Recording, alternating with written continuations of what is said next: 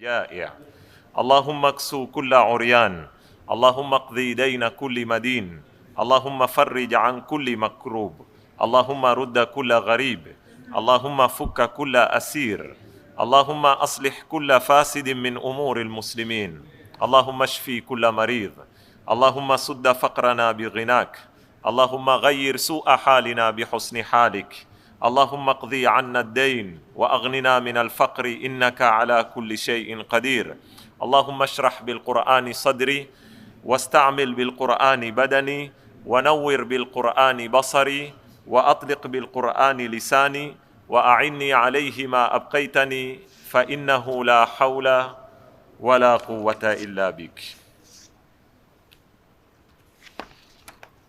يقول الله سبحانه وتعالى: وما قدر الله حق قدره والأرض جميعا أو الأرض جميعا قبضته يوم القيامة والسماوات مطويات بيمينه سبحانه وتعالى عما يشركون ونفخ في السور فصعق من في السماوات ومن في الأرض. Katika darsa ya yana tulisimama na wale wapinzani wa siku ya Kiyama kwa mujibu wanavyonukuliwa maneno yao na Qur'an, na tuliwaona namna walivyotembea katika kukijadili Kiyama au katika kujadili kuweko maisha baada ya kufa. Kwanza walinena hakuna dalili, kama nilivyohaki jana katika suratul Dukhan, hakuna dalili. Kisha wakapanda wakanena la, ikiwa mambo haya hakuna dalili, kwa hivyo itakuwa ni kama yale mambo ya ngano. Kaja wakasema ni asatirul awwalin na mambo ya uganga. Kisha wakapanda wakanena ikiwa hakuna dalili na ni mambo ya uganga, anaizungumza mambo haya ni mwandazimu na amzulia Mungu urongo. Wakaja wakasema mwisho wakatukua natija, kwa hivyo maisha ni haya tu, kisha kufa kurasa ushafungwa. Kwa hivyo ukiwa umepata miaka 30 za kuishi, ni 40, ni 50, ni 60, ni 100, zitumie. Sicheleweshwe ukaambiwa sijui kuna kiyama, kuna kadhaa, tumia wakati wako. Ndio wakanena waqalu ma hiya illa hayatuna ad-dunya namutu wa nahya wama yuhlikuna illa ad-dahr. Kisha wakapanda zaidi ya hapo sasa wakanena hata kama tutaamini Mungu huko, hata kama hatudhani sisi kwamba Mungu huyu anao uwezo, anao na uyuzi wa kuweza kutufufua baada ya kufa. Ndipo ule alipokuja mbea mtumi katika suratu Yasin, ni Mughaira sijui ni nani, ameshuka mifupa imezotakalika akinena wadharaba lana mathalan wa nasiya khalqa qala man yuhyi al'idhama wa hiya ramim. Hebu niambie, nani amezao kuitoa mifupa hii tena baada ishakuwa unga? Au kama nilivyonena yana, tushapoteana, mkono uko kule, guu liko kule, kitwa kimemizwa na zambarani. Hapa wana ishkali ya ilmu, maana kuna ishkali ya kudra, kuna na ishkali ya nini, ya ilmu. Vipi Mungu ataweza kuziua zile ziungo zangu zote zimezotatawanyika kila mahala, aziregeshe mahala pamoja? Ndio wakatoa ile aya yao ambao wanukuliwa na Mwenyezi Mungu wakinena waqalu a idha dhalalna fil ard a inna la fi khalqin jadid. Dhalalna nimenena hapa dhalla si kwa maana ya kupotea kuzini wala nini. Dhalla ni maana nimeshatakalika kiungo, kila kiungo kimekwenda upande wake. Vipi Mungu atayua kuziregesha zitu zangu zote mahala pamoja? Sasa tuko kwenye kuwajibu hawa, tukanena ishkali zao muhimu ni mbili za mwisho. Ya kwanza wadai hawana dalili, tutakuya kuzionesha dalili za kuweko siku ya Kiyama. Tuko kwenye kujibu, tumenena mando ishkalat. Kwa hivyo ikithibiti Kiyama kiko na dalili, kitakuwa singanu zakae, si uganga, si wandazimu, hatukumzulia Mwenyezi Mungu. Kwa hivyo zile zote walizokuja kuzijenga yula kwamba hakuna dalili zitajibika. Mahala panapofaa tusimame ni mahala pa kudra na ilmu. Je, Mungu anao uwezo au hana uwezo? Mungu anao uwezo au hana uwezo? Mwenyezi Mungu Subhanahu wa Ta'ala katika kuwajibu hawa kuhusu masala ya kudra ametumia dalili kadhaa ambazo lau utarudia suratu Yasin katika kuifasiri mimi suratu Yasin katika darasa zangu za zamani, nimewahi kuzieleza jawabu hizi. Mando, jawabu ya kwanza Mwenyezi Mungu amewajibu katika ilmu al-mantiq wa yamkuwa qiyasul awlawiyya. Qiyasul awlawiyya, qiyasul awlawiyya ni kama ile iliyoko katika masala ya wazazi. Mfano wenye usuli al-fiqh yamkuwa mafhumul muwafaqa, kuna mafhumul mukhalafa, kuna na mafhumul muwafaqa. Pale Mwenyezi Mungu anapokuambia wala taqul lahuma uffin, uffin ni kilma kitoto, hata shakuwa uffin. Baba amekwambia hala nenda ukantukule na mimi, baba, lakini huku wendao ile ni uffin. Sasa Mwenyezi Mungu atukataza kuambia wazazi wawili wala taqul lahuma uffin. Ikiwa kuambia, hii ndio qiyasul awlawiyya, ikiwa kuambia uffin haifai, je kuwatukana? Je kuwarukia? Je waliyadhu billahi kufika wakati mtu akampiga mzazi wake? Kwa kwambia ni aula zaidi, hata sisi Waswahili yani mimbabi aula, ni aula zaidi, itakuwa ni haram. Huno ni mfano wa qiyasul awlawiyya. Katika mfano wa qiyasul awlawiyya, awezao kubwa ni aula aliweza liliototo, awezao kubwa zaidi ni aula zaidi kuliweza liliototo. Fundi mathalan amejenga nyumba ya ghorofa 80, au mathalan tukue ile contractor juzi alokijenga kile kisiwa kilioko Dubai, kile kisiwa cha Mtende ndani ya mai, kishamwambia ataweza kunijengea nyumba yangu Kashmiri? Ataweza kunijengea nyumba yangu Amu, nyumba ya bloki? We shekhe, watu hujenga majumba ya kusukwa kwa zuma yakatoka mpaka yakapanda kwenye mbingu. We wauliza nyumba yako ya rumu 2 ya rumu 3 ataweza? Bila shaka ataweza, kwa sababu aweza ukubwa toto aliweza. Sasa hii ndio tunaoita qiyasul awlawiyya, yani ikiwa aweza hili famimbabi aula hilo aliweza ni aula zaidi. Na hili ndiyo Mwenyezi Mungu Subhanahu wa Ta'ala alivyolijibu katika hawa wenye shaka na kudra ya Mwenyezi Mungu. Mwenyezi Mungu Subhanahu wa Ta'ala atuambia hii aya ya 70.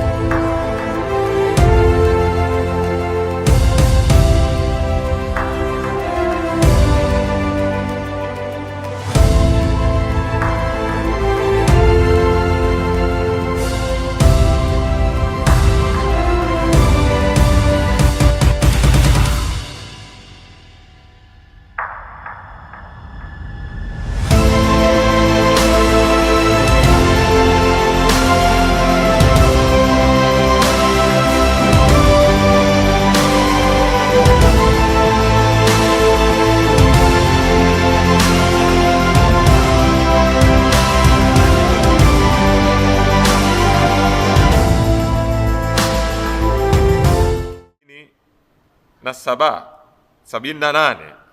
Huyu aliponena wadharaba lana mathalan wa nasiya khalqa qala man yuhyi al'idhama wa hiya ramim. Iwate qul yuhyiha, nitakuja kuitaja dalili iliyoko hapa, na pia alladhi ja'ala lakum minash shajaril, iwate awalaysa alladhi khalaqa as-samawati wal arda biqadirin ala an yakhluqa mithlahum bala. Aliyeumba mbingu na ardhi, wewe muuliza kukurudisha wewe? Ipi ni ngumu? Ipi ni ngumu zaidi baina ya kukurudisha wewe mwanadamu, kukutoa katika mifupa, na baina ya kuiumba hili anga na ziliomo ndani? Mbingu si zile buluu, mbingu zinazozungumzwa hapa ni nyota zote ambazo tunaambiwa ni kwa mamilioni, mwezi, jua, aloziumba zile. Wewe wazungumza, wajadili kukurudisha wewe?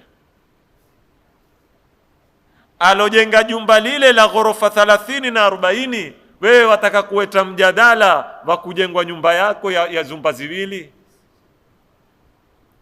Ndio hii qiyasul aulawiyya anavyoijibu katika suratu Yasin Mwenyezi Mungu Subhanahu wa Ta'ala, awalaysa alladhi khalaqa as-samawati wal arda biqadirin ala an yakhluqa bala wa huwa, anao uwezo wa kuumba na anao uyuzi wa kuzitoa ziungo zako pale zitakapokuweko. Wewe si una shaka ya kudra na ilmu?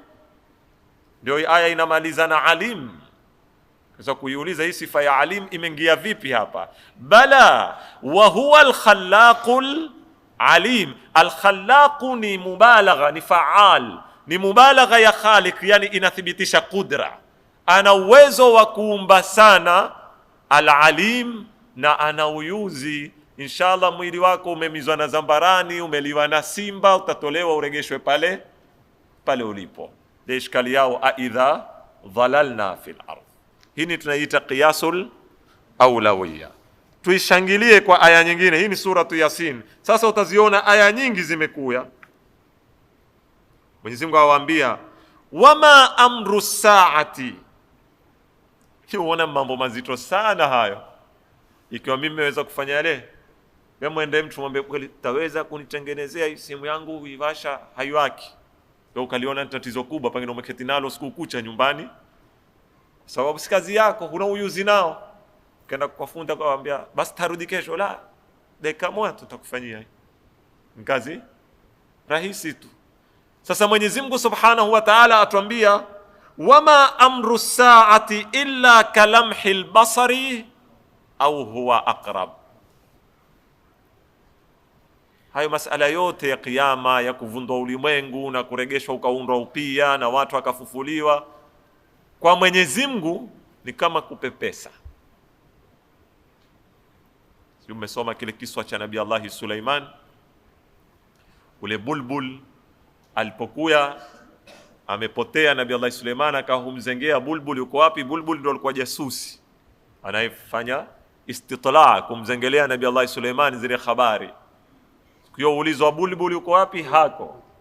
Hudhud, astaghfirullah, afwan, hudhud zengewa kalama, ametoka sehemu za Palestina. Nabii Allah Suleiman alikuwa kwa sehemu za Palestina, amefika Oman, tunaita Maskati, hiyo masafa marefu. Ala kauli taban, wale wanenao kwamba Balqis alikuwa kwa sehemu za wapi? Za Oman. Akia hudhud amechelewa, Nabii Allah Suleiman amwambia leo utaadhibiwa wewe, utapata punishment. Atoka wapi? Amwambia la, nimekuletea habari kubwa na information muhimu sana nimekuja nayo. Information gani? Amwambia nimepita sehemu kuna umma huongozwa na mwanamke ndio au uongozao. Almuhimu Nabii Allah Suleimani akamwandikia barua, innahu min Sulaimana wa innahu bismillahir rahmanir rahim, ampekee ule mwanamke ya kumlingania katika dini ya haki. Toman mwanamke akafanya istiftai, akawaita mitingi, akawaambia innal muluka idha dakhalu qaryatan afsaduha. Akimpima Nabii Allah Suleimani ni kama wafalume, kukatukuliwa uamuzi Balqis atakuya kumtembelea nani? Nabii Allah Suleimani akanena na kitaka kile kiti chake. Yesi ametoka na safari uyao, nataka akisikilia kwangu akidirike kile kiti chake cha ufalume anachokiketia, ndio nimemwekea hapa, akiingia aketie kwa heshima yake. Akainuka ifritun min aljin, le jini limezobobea, kitaka kuetea hapo kwa hapo takuetea. Akamwambia Nabii Allah Suleimani, mimi nitakuetea kabla antakuma min maqamika, mimi nitakuetea kiti kabla hujasimama hapo ulipoketi. Nabii Allah Suleimani akamwambia, umechelewa, nitaka haraka zaidi. Tawana Mwenyezi Mungu alimsakhirishia majini na kila kitu, akawa humsikiza Nabii Allah Suleimani. Angalia mwanadamu, sura mwenye uwezo jamanini. Mwanadamu ana pawa katika ulimwengu huu, ni kujua namna ruhu yako utaiea vipi na utaikuza vipi. Akainuka man indahu ilmun min alkitabi, ule ni ifritu min aljini. Nabii Allah Suleiman amwambia umechelewa. Akainuka bwana ana ilmun min alkitabi. Min katika lugha ya Kiarabu ni ya baadhi, yani ana baadhi ya elimu. Kuna wengine wana ilmu alkitab, katika Qur'ani wamethibitishwa shahida Allahu mpaka mwisho, na ule ambao kwamba ana ilmun min alkitab ni bahthi ndefu, tukiingia kumjadili ni nani huyo mwenye ilmu alkitab. Almuhim indahu ilmun min alkitab, akamwambia mimi nitakuetea kiti kabla an yartadda tarafuka, hujapepesa. Sasa akamwambia kiete, kikaetwa. Alokieta mwanadamu si jini, aloweza kukieta kwa upesi zaidi kushinda nini? Spidi ya jini. Sasa hapa ninapotaka mimi, ikiwa mwanadamu aweza kufanya mambo haya, kefu aliyemuumba mwanadamu huyu? Wama amru saati illa kalamhil basar au huwa aqrab, au zaidi ya hapo. Tanukta tukinena ni kuchelewa, kwa sababu innama amruhu idha arada shay'an an yaqula lahu kun fayakun. Katika aya nyingine Mwenyezi Mungu atuambia la khalqus samawati wal ardi akbaru min khalqin nas. Ni upiga mfano sijui wa hiyaramim, man yuhyi al'idhama. La khalqus samawati wal ardi, kuziumba mbingu na ardhi ni jambo kubwa zaidi min khalqin nas, kuliko kuumba watu. Walakinna akthara nasi la ya'lamun. Tuko kwenye qiyasul awlawiya mpaka sasa.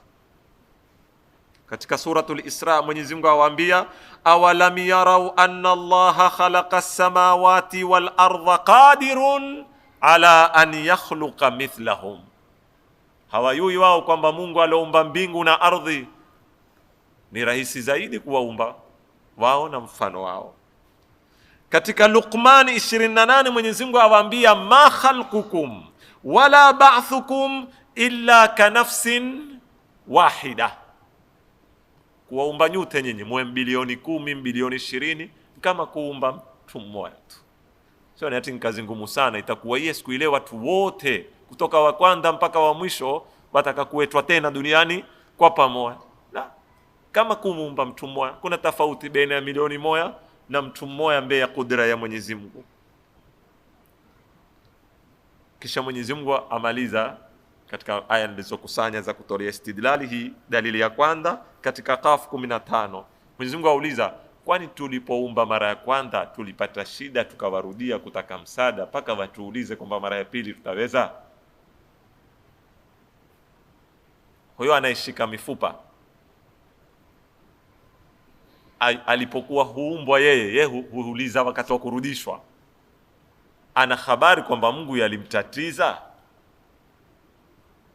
Wewe fundi umejenga, zimefika mahali mara nyingine utabidi upate engineer ndani wako, wataalamu kwa wataalamu hurudiana, zikawa zimekutatiza, ukahitaji msaada, ukahitaji advice. Tawakili waweza kuwa kwenye kesi papa kawa ikamtatiza, hayo ataitoka yeye, ikabidi akaenda kwa wakili mwendani wake. Sasa Mungu huuliza, uko akumbukao tulikwenda kumtaka msaada kwake?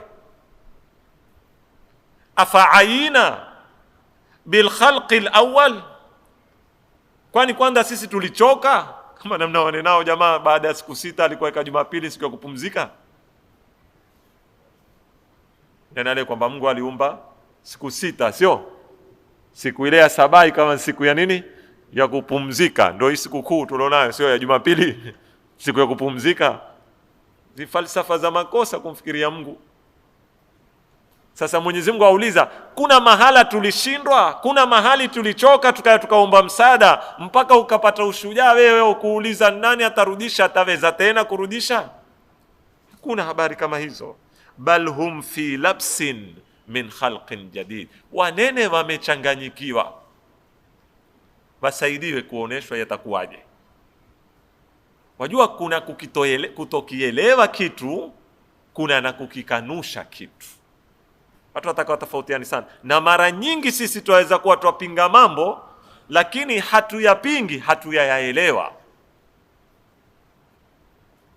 Kwa hivyo kama huyaelewa, uliza, ufahamishwe, ufanye nini? Uelezwe, usipinge. Sasa hawa wamechanganyikiwa, uliza tu, kweli Mungu atarudisha vipi watu baada wamepotea? Umepewa haki ya kuuliza, usipinge. Uislamu ni dini ya hurriyatu tafkir. Fikiri, yataka uende kwa kanaa, usiende kwamba baba ameniambia niwe Muislamu, baba ameniambia kuna siku ya kiyama. Amini mwenyewe kuna siku ya kiyama, na kama una maswali kuhusu siku ya kiyama uliza, ufafanuliwe. Sasa Mwenyezi Mungu asema hawa wamechanganyikiwa, pengine hawayaweza kufahamu baadhi ya mambo, utakuwaje ulimwengu huo, wametukua msimamo wa nini? Wa kupinga. Na Imam Ali alayhi salam atuambia katika Nahjul Balagha, annasu a'da'u ma jahilu, watu siku zote watakuwa ni maadui ya wasichokijua, na lau wakiua hawangekuwa maadui nacho. Hiyo ni dalili ya kwanza ya kuhusu qudra, tumeita qiyasul aulawiyya. Dalili ya pili kwa lugha rahisi, alqadiru ala alibtidai qadirun ala aliada, anaweza kutengeza kitu mara ya kwanza, haweza kukiregesha mara ya pili. Hii pia iko katika suratu Yasin, jawabu hii. Ikiwa wewe umeweza kuunda mobile mara ya kwanza, bikushindano mara ya pili kuiunda tena nini? Ikiwa ilikuwa haiwezekani hata mara ya kwanza, kwa sababu katika falsafa hii ya mkuliwa, hukmul amthali fima yajuzu wa ma la yajuzu wahid. Hukmul amthali fima yajuzu wa ma la yajuzu wahidun, hukumu ya zinazofanana ikiwa yawezekana zote zitakuwa zawezekana, na ikiwa haiwezekani zote zitakuwa haiwezekani. Kwa hivyo kikiwezekana cha kwanza chawezekana cha pili na cha tatu na cha nne na cha tano, na ikiwa cha kwanza hakiwezekani haziwezekani zote. Sisi tumeelewana vizuri sana jamanini. Sasa hii kwenye Qur'ani aiunda hivi Mwenyezi Mungu ule aliponena, wa dharaba lana mathalan wa nasiya khalqahu qala man yuhyi al'idhama wa hiya ramim. Mwenyezi Mungu amjibu, hukmul ibtidai huwa hukmul i'ada, yani qul, mwambie hoyo, yuhyiha alladhi ansha'aha, atakiregesha ule alokianda, ule aliyekianda awala mara ya kwanza. Kwa nini kimshinde mara ya pili? Ikiwa aliweza kukuunda wewe min la shay. Wewe waita maswala mingi, ati mtanga umepotea, mkono umemizwa na zambarani, mkono mwingine umeliwa na simba. Siku ya kwanza alikuwa hakuna kamwe hulo mtanga. Mwenyezi Mungu ameumba ulimwengu minal adam. Na hapa ndipo tunatofautisha baina ya kuumba na kuunda. Na hapa ndipo watu wengi wanapochanganyikiwa, wanaponena ameingiliwa Mungu kazi yake. Hayangiliwa Mungu kazi yake. Kwa wale waundao moyo wa plastiki, sijui waundao cells wakameza mwanadamu katika madaktari, hawayaumba wale waunda. Mtie sarumala kwenye chumba, mfungie hodari, sarumala hodari, mtukue mtakae wewe, usimpe msumeno, usimpe mbao, usimpe msumari, mwambie niunde kitanda. Atakiunda? Hawezi kukiunda, kwa sababu lazima apate material. Sasa Mwenyezi Mungu ikiwa alikuwa kadim na hakukuwa na yeye chochote, kisha akauumba ulimwengu, material ilitoka wapi?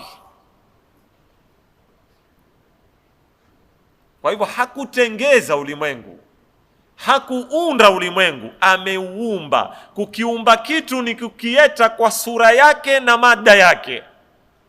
Sarumala haundi mada, sarumala huipa sura mada, huipa shakli tu basi.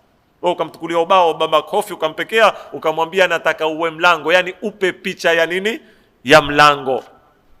Hautengezi ubao, ubao uko tayari, yeye huupa shakli ule ubao. Lakini Mwenyezi Mungu akiumba huumba ubao na mlango. Ndipo hapo tukaambiwa Mwenyezi Mungu ni Khaliq. Mwenyezi Mungu si sani' kwa maana ya kilugha, si muundaji. Au katika lugha inayotumika zaidi katika Qur'ani utasikia badi'u samawati, ibda'. Ibda' ni maana katika tafsiri za kilugha ni kukiumba kitu kisokuwa na mfano kabla yake. Katika moja katika tafsiri za ibda', katika moja za tafsiri za ibda' ni kukiumba kitu bila ya kutokamana na mada, bali ni wewe kuiumba mada na sura.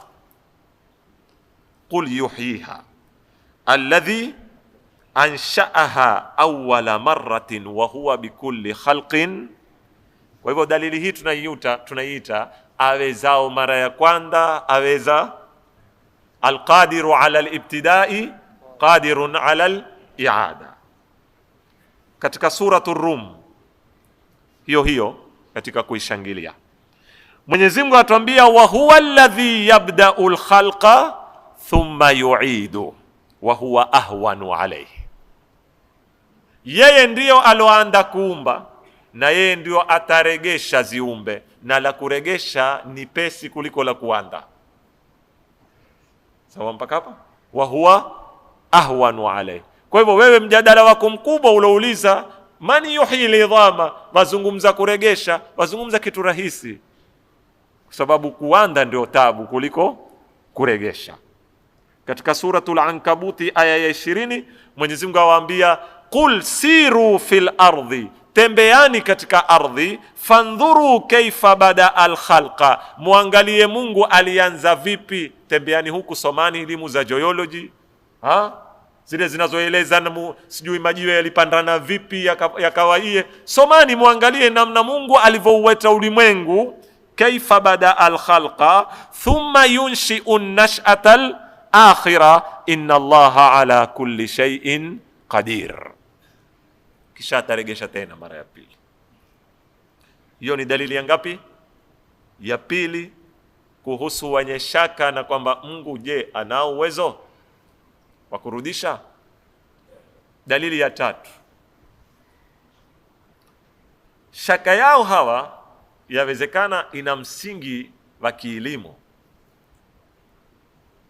Ndio dalili ya tatu, kidogo napenda mtulize akili. Hawaweza kuuliza kaifa yustakhraju dhiddu min adh-dhiddi. Si jambo la kushangaza mwangaza ukitoka kwenye moto. Ni la kushangaza? Si jambo la kushangaza uharara ukitoka kwenye nini? Kwenye moto. Lakini akili yako yakubali ikawa kuna joto, ukawasha joto ili liete baridi? Mantiki yakubali kutoka ubaridi kwenye moto? Peni nafasi akili ifikiri jamani. Akili yetu yakubali mambo haya? Moto waweza kuleta baridi? Usiniambie ule moto wa Nabii Allah Ibrahim, kuni bardan wa salama. La, sisi tufikiri kibinadamu kabla hatujaingiza nguvu ya nani? Ya Mungu kati. Pale ni miujiza na kumetadakhali nguvu ya Mwenyezi Mungu. Moto waweza kutoa baridi? Baridi yaweza kuzaa joto? Huu ni mfano tu. Waweza kutarajia rangi nyeupe kutoka kwenye nyeusi? Waweza kutarajia kala nyeusi kutoka kwenye rangi nyeupe? Hizi zitu ni adhdad. Sasa Vipi Mwenyezi Mungu atuambia yukhrijul hayya minal mayyit wa yukhrijul mayyita minal hayy? Sio kiyama hiki? Kiyama ni kutoa uhai kwenye mauti na kutoa mauti kwenye wal mautu wal hayatu dhiddani. Sawa mpaka hapa? Mauti na uhai ni zitu ziwili, kama nilivyokuambia moto na nini na barafu. Moto hauwezi kuzaa barafu wala barafu haiwezi kuzaa nini. Sasa vipi Mungu atatoa maisha kwenye mauti? Hii yagongana na misingi ya kifilosofi. Sasa Mwenyezi Mungu ndio awajibu kwa jawabu ya tatu. Sasa awaambia, ikiwa nyinyi muna matatizo ya kudra, aweza ukubwa toto aliweza, tumeita qiyasul aulawiyya. Aweza kuanda kurudia ni rahisi. Ama ikiwa nyinyi wasiwasi wenu vipi mauti atatoka kwenye uhai na waregesha kwenye ulimwengu, angaliani nyinyi wenyewe, mwekeni Mungu kando. Ule mti unapozaa moto, sawa mpaka hapa? Someni Qur'ani kwa utulivu jamaa, mwiangalie. Mwenyezi Mungu anambia alladhi ja'ala lakum minash-shajari al-akhdari nara fa idha antum minhu tuqidun. Na hapa wataka wataalamu wangewa yaeleze kwa upana zaidi, mimi naweza kuwa si uwanda wangu. Hii miti hii au sasa kama mwafuatia habari, moto mkubwa unaowaka wapi? Russia. Ushateketeza maelfu ya nini ya maeka, ushaua watu. Na moto ule hauwashwi na mtu. Moto ule ni kiwango tu cha joto kikisikilia ndani. Na hii miti yaelezwa vile inavyotukua zile sijui ni carbon dioxide na yakatoa oxygen. Wanasema kila mti hata ukauona vile una green, ndio Mwenyezi Mungu asema ash-shajaril akhdhar. Usiniambie mti mkavu, ash-shajarul akhdhar, mti uko kwenye green, yani una rutba, una mai, wasema ndani umemiza moto. Na saa nyingine kukivuma zile pepo, ndio utakuta kuna zitandu fulani na zitandu fulani zikipishana, zikikwaruzana, huwasha nini? Huwasha moto. Sasa vipi moto ulitoka kwenye kitandu chenye rutba? Ikiwa wewe wafikiria adhiddu la yakhruju min adhidd. Haya kumbea matoe. Haya, kama huu mfano ni mzito sana kufahamika, pengine tawapa mwingine uko wazi zaidi. Kama tukiondosha zile fikra za kiutoto za malaika kusingirisha mapipa na kupepesa. Sio jamaa kuambia kukiwa kuna mvua huko yu kukilia guruma wa malaika usingirisha mapipa, sio. Zile pepe zile zinazotoka, ule mwangaza ule unazaliwa na nini? Pepa leo kunapopiga ile barq, ukatoka zile pepe mwangaza, kuzaliwa na nini zile? Ni yale mawingu. Yale mawingu ni nini? Mai. Yale mawingu ni mvuke unaopanda yakaundika mawingu kule juu, kisha yakija yakigusana, sijui wenyewe wasema saliba na mujiba, zile zikija zikikwaruzana, ukatoa ile kuna kumepiga mwangaza, ulimwengu mzima umewaka. Huaje mwangaza ukatoka kwenye mai? Huaje moto ukatoka kwenye mai? Na ikiwa mayaona haya yawezekana na lazima muyakubali, yashakuwa, kwa nini mwalikataa hili? Kwa sababu hukmul amthali fi ma yajuzu wa ma la yajuzu wahid. Ikiwa yawezekana siku zote, na ikiwa haliwezekani siku zote na kwa yoyote. Ndio mfano huu Mwenyezi Mungu anapojibu dalili ya tatu, anapoambia alladhi ja'ala lakum minash-shajari al-akhdhari naran fa idha antum minhu tuqidun. Uona tu leo zungu hutokota tu, hupika mukala, machapati, mahamri, lakini kuna mtu uketa kafikiri ule moto huwakaiye na huwaka ukatoka kwenye nini? Haya ni masala.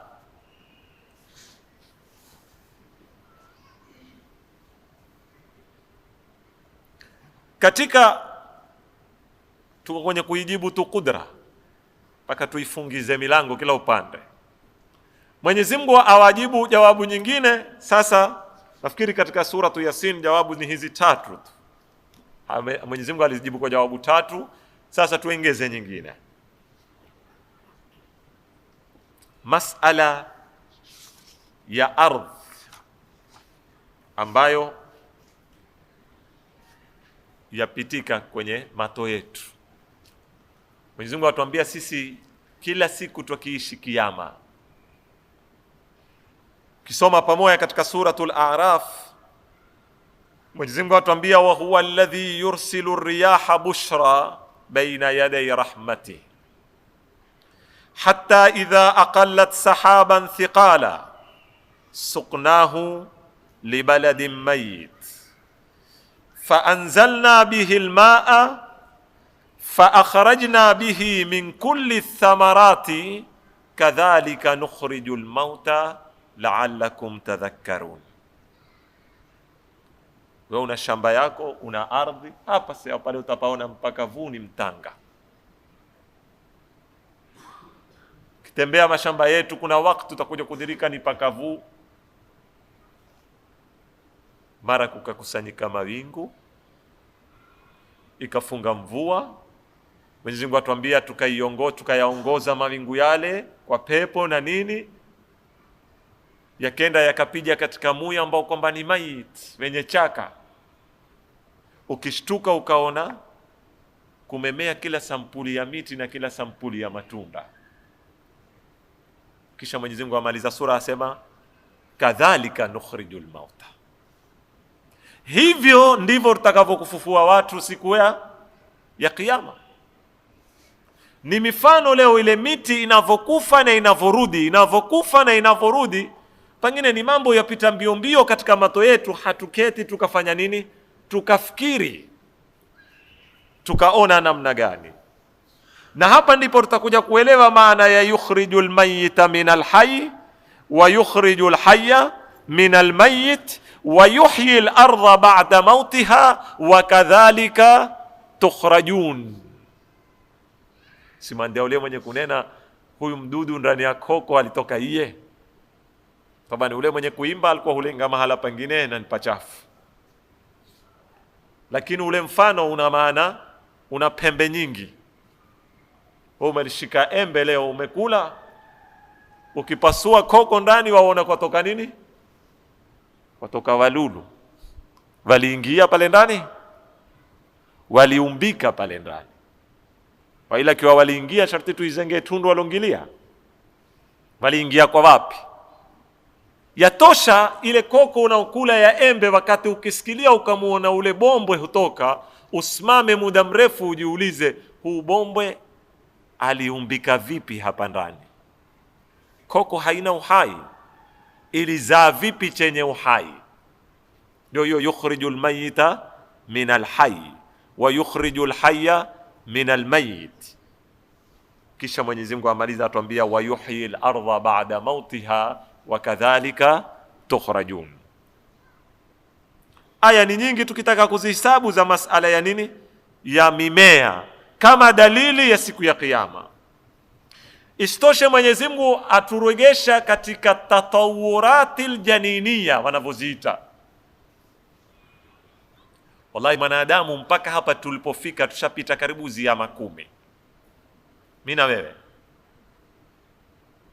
Hicho kiyama tukiulizao kiko na kitakuya, tushapita zaidi ya 10 sisi. Zaidi ya 10 tushapita. Kabisa, basi yatakatu mwanadamu kuzinda ito kuangalia tu ayaone mambo na mbio za dunia zitutukuzie na mambo mengi. Na ndio utakuta Mwenyezi Mungu katika Qur'ani amekuja hizi tatawurat. Sitaki ile fikra ya Darwin ya revolution, ambao wengine hujaribu kuithibitisha hapa, waqad khalaqakum atwara, yani tawran baada tawr. Tawran ile baada tawr, sio ile ya kigulagula wala ya nani, ya kwenda sijui ukawa kadhaa paka ukawa yonda ukakatamkia ukaya. La, Mwenyezi Mungu awaambia hebu msome mwanadamu katika kuumbika kwake, zile stage anazozipita. Katika kila stage ni wavua nguo avaa nyingine. Simandia wana filosofi wanaita nadhariyatul khal'i wal labs. Avua avaa, avua avaa, na kiyama tuavua tuavaa nyingine. Mwenyezi Mungu atuambia katika Qur'ani, ya ayuhan nas, enyi watu, in kuntum fi raibin, ikiwa nyinyi munashaka minal ba'th, kuhusu kiyama, matafuta dalili, basi hiyo dalili.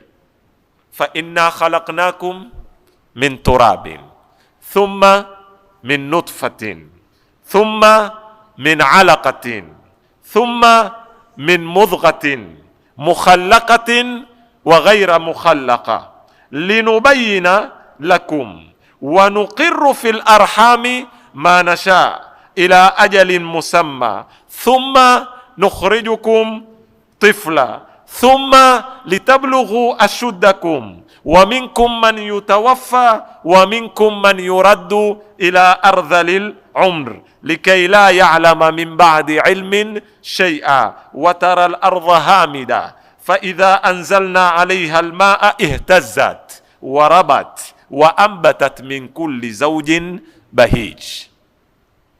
Ikiwa wewe una shaka ya kiyama, jiulize wewe, kwani ulikuwa tu hapa duniani hivyo ulivyo? Ukitahamaki tu umeidirika ndio mimi hivi, ama kuna stage kadha wa kadha umezipita, na katika kila stage ulikuwa si wewe, ni mwingine, kisha ukabadilika ukawa wewe. Sijui tumeelewana vizuri jamanini? Katika kila stage ulikuwa si wewe, ni mwingine, kisha ukabadilika ukawa. Na kwa nini leo wewe una ajabu kubwa kubadilishwa tena ukawa mwingine siku nyingine? Na safari yako yote yatembea kwenye kiyama. Kulikuwa mwanzo wewe ulitupwa ni tone la manii, tukivata ya mtanga ni Nabii Allah Adam, sio? Aya imeanza na safari ya mtanga, tuande sisi na le tone la manii pia. Kwanza halikuwa ni tone la manii, tukitaka kurudi nyuma, le tone la manii lilikuwa ni nini?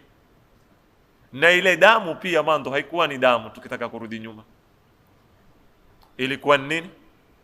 Ni mtama, ni ngano, ni apple, ni tendre, sio? Mpaka hapo. Na ile tendre tukitaka kurudi nyuma kwanza haikuwa ni nini? Ni tendre. Sawa jamanini mpaka hapa? Hiki ni kiyama kila siku chajiri. Ikaya babako akala chakula kile kikabadilika kikawa nini? Damu ile kukipanda shahawati, kuna mashini fulani huko zikafanya zikaitukua ile damu ikapikwa mpaka ikabadilishwa ikatolewa kwenye haqiqatul dami ikaenda kwenye haqiqatul mani. Sawa mpaka hapa? Mani yale kukawasiliana kijinsia yakatupwa kwenye rahim, ikawa nutfa ile baada ya muda ikatengenezwa katika ile rahim, ikatoka kwenye stage ya nutfa ikaenda kwenye stage ya nini? Ya alaqa. Ikatoka kwenye alaka ikaenda kwenye nini? Ikatoka kwenye mudgha, ni kipande cha damu, ikatiwa mifupa. Sawa mpaka hapa jamanini? Hizi ni kiyama. Kila stage hiki nini? Ni kiyama. Kiyama kifupi. Ukaishi katika matumbo, tena Mwenyezi Mungu akakwambia tena tutakao kumbakisha tukambakisha, tusotaka kumbakisha kawa imetisha pale, imeharibika pale. Sawa mpaka hapa? Mukhallaqatin wa ghaira linubayina lakum wa nuqirru fil arhami ma nasha, na hukituliza katika uzao wa mama kile tutakacho, ila ajalin, kikapoa umri kwa miezi 9. Ni ulimwengu ule, nimewahi kuuliza, ni ulimwengu sampuli mbali ule wa matumboni. Ule ni ulimwengu twaishi, na kuzaliwa kama kiyama. Watoka kwenye ulimwengu wenda kwenye ulimwengu mwingine. Ndio mimi hunena mara nyingi, tukitaka kufahamishwa mambo ya kiyama tukayaelewa, ni kama kumfahamisha kijana aliyoko matumboni mambo yaendelea ulimwenguni. Lau tutapoa wasila wa kuwasiliana na ule kijana, lau yawezekana kuwasiliana na yeye, alafu mwambie baba, huku nje kuna gari ni nini? Yeye haoni isipokuwa zile kungo za nini, za uzao wa mamake, na chakula huja kwa nini, kwa pipe kikaingia kwenye. Hata ukimfahamisha kuna mambo ya choo, haikamo choo nini. Leo wewe unaona ajabu ukiambiwa peponi hakutonyewa, unaona ajabu kubwa kwa takuwa yeye mtu ale asi. Wewe ulipokuwa kwenye matumbo ya mamako ulikuwa ukifanya nini? Yani zitu very simple, ni ulimwengu, na kila ulimwengu una kanuni. Hebu muangalia ule mtoto katika matumbo alivyokuwa akitukua oxygen, alikitukua vipi? Kwa puani? Katika ule ukovute ule ndio tunauamkua ukovute ule, ndio alikuwa wapitisha chakula kupeka kwa kijana ule, ndio wapitisha nini, mahitaji yake yote. Ule ni ulimwengu una kanuni zake. Kisha husimama kiyama kwa ule kijana, tupa ikavundika, kukaya utungu, kwa sababu kutoka ulimwengu kuingia kwenye ulimwengu si rahisi jamani. Wale waulizao kiyama kwa nini kiwekwa dharubu, hala wamwangalia ule kijana na nazaliwao kwa dharubu na natoka kwenye ulimwengu endao kwenye ulimwengu mzima. Ndio ule mshairi wa Kiarabu atuambia, waladatka ummuka bakian, sio wanasu haulaka yadhahakun. Babako mamako amekuzaa wewe, siku ya kuzaliwa hulia kweli, lakini watu hufanya nini? Wakiambiana mabruk mabruk, upata kijana kusherehekewa, wewe hulia. Fanya bidii na siku ya kufa usifanane na wao pia. Kama siku ya kuzaliwa hukufanana na wao, ndio utatoka salama katika hii dunia. Ikiwa siku ya kuteka wao wewe ulikuwa hunini, siku ya kulia wao, utakawe siku ya kufa ufe huteka. Lakini Mungu asitujalie ikiwa utakufa hulia, itakuwa ile kanuni shaivunda. Kwa sababu siku ya kuya duniani ulikuya wewe hulia, wao ufanya nini? Huteka. Na siku ya kutoka duniani yataka wao wakilia, wewe ufanya nini? Huteka. Nitasimama hapa, wakati umemalizika, sijaimaliza hii na at-tatawurat al-janiniya kama dalili ya kututhibitishia kiyama kila siku chajiri katika haya maisha yetu, ni kuwa na mato tu wa kukiona na kutokiona na kuweza kukipima. Na Mwenyezi Mungu atatujalia minal ladhina yastami'una alqawla fayattabi'una ahsana. Walhamdulillahi rabbil alamin. Wassalamu alaykum wa rahmatullahi wa barakatuh.